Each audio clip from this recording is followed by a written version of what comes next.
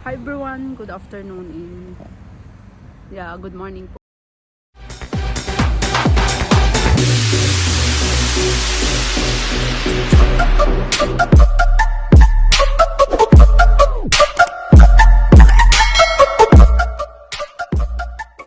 Kumusta po ang lahat? So anyway guys, nandito ako sa labas.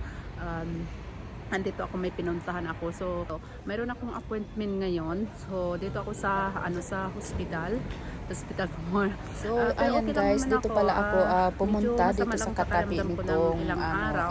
hospital kasi ko malaki yung ito ulo ko. So, ayan, dito rin pakita pala ko ako sa inyo. Diyan ako sa nagtrabaho malaking dati. hospital. Pero umalis ako kasi napakaaga yung trabaho. 6 ako nag-uumpisa tapos hanggang alas 3 ganon. So, maaga ako magising kaya umalis ako.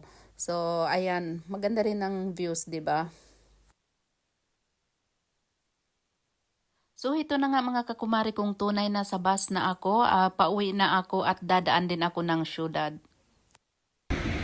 See you later guys.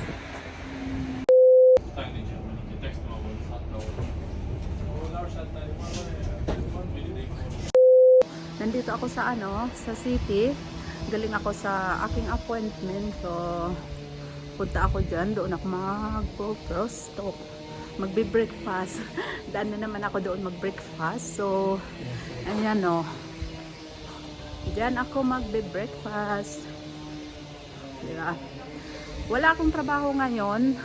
Ilang araw na, day off ko. So diyan ako first breakfast pala.